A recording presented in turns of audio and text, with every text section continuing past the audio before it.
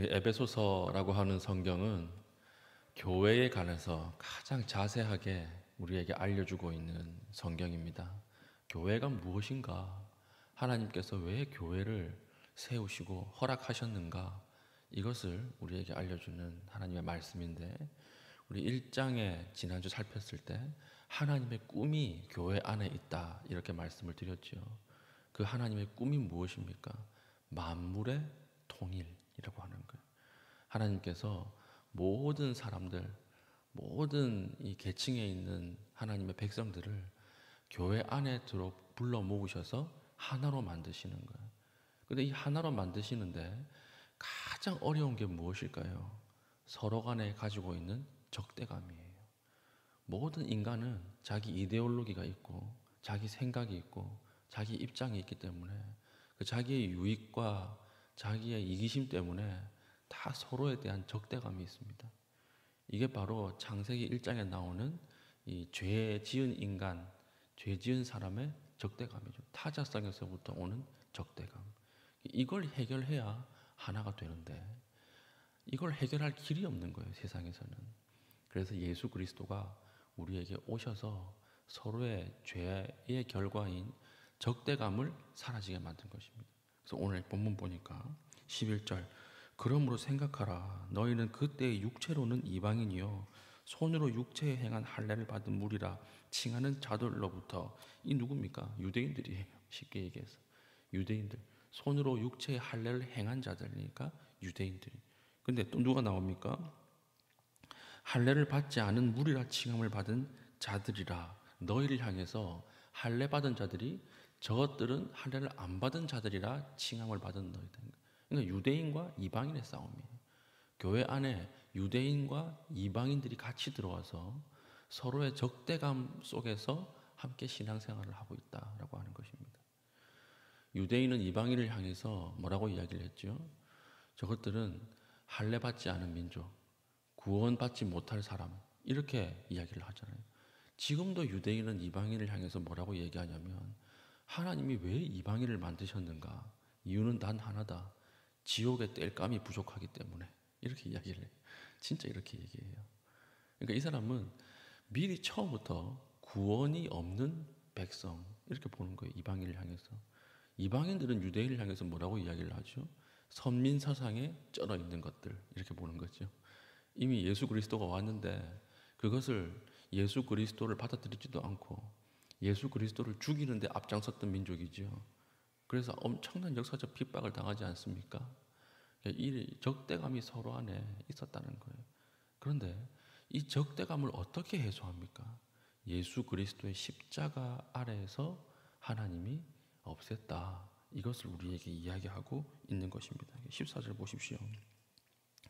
그는 우리의 화평이신지라 둘로 하나를 만드사 원수된 것 곧 중간에 막힌 담을 자기 육체로 허시고. 중간에 막힌 담이 무엇일까요? 유대인과 이방인 사이에 있는 적대감이에요. 서로 도저히 하나 될 수 없는 이 마음을 그리스도가 십자가 위에서 서로를 다 용서하시는 것으로 적대감을 사라지게 했다라고 하는 것입니다. 그래서 15절, 법조문으로 된 계명의 율법을 폐하셨으니, 율법은 무엇입니까? 안식일을 지켜야 한다, 할례를 지켜야 한다, 정결법, 먹는 음식법을 지켜야 한다. 이것 때문에 하나 되지 못했거든요.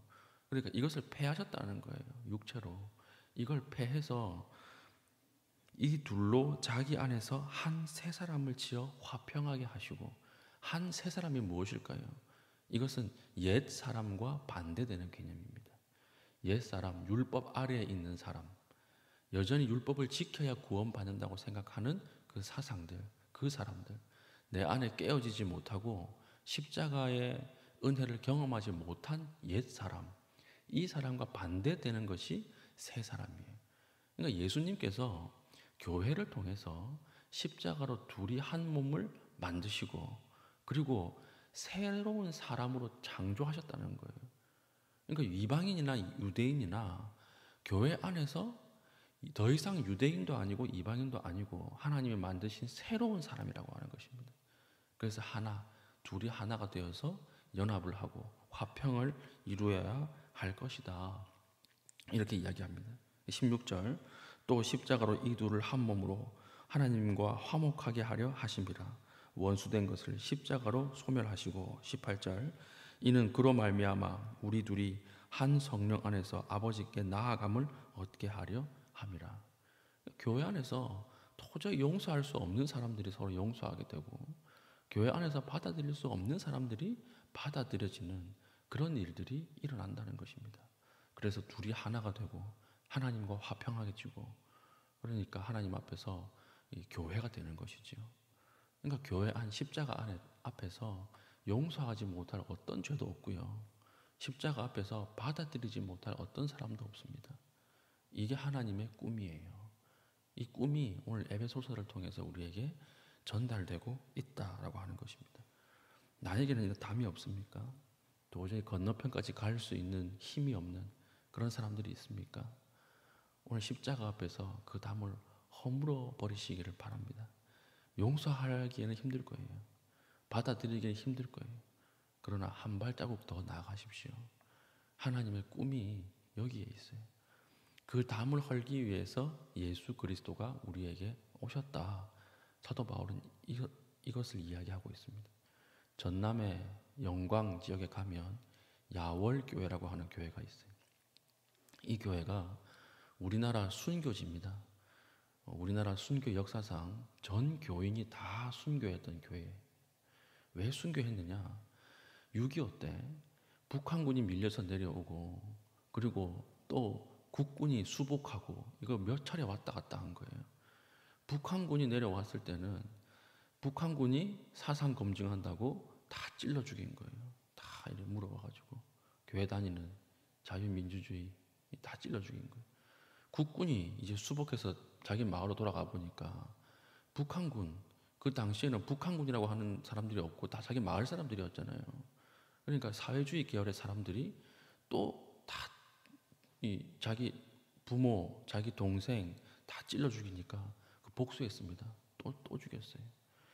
왔다 갔다 몇 번 하니까 마을에 사람이 없는 거예요. 다 죽이고. 그러니까 어떤 결과가 벌어졌습니까? 그 마을 전체의 사람들이 다 원수예요. 앞집 사람이 우리 할머니 죽인 사람이고 뒷집 사람이 우리 동생 파묻은 사람이고 도저히 하나가 될 수 없는 거예요. 그런데 오늘 그곳에 교회가 세워져서 그 교회에서 순교의 65명의 순교의 제물로 인해서 하나가 되었습니다. 지금 가면 거기 맞잡은 손이라고 하는 조각이 있어요.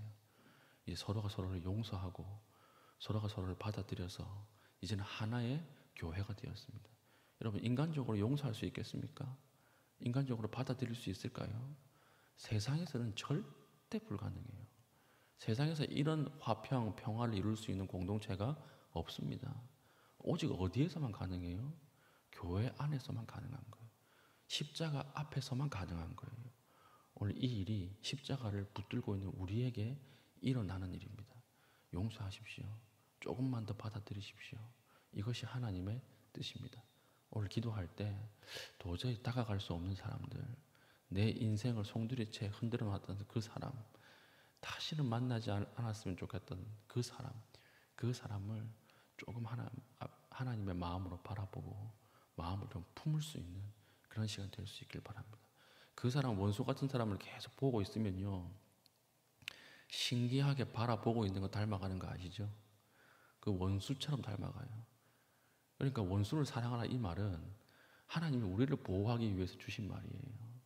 원수를 바라보고 원수 닮아가지 말고 십자가를 바라보고 예수님 닮아가라, 이렇게 얘기하시는 것입니다. 오늘 십자가 앞에서 우리의 원수들을 용서하고 받아들이고 하나가 되는 그런 큰 은혜가 있기를 바랍니다.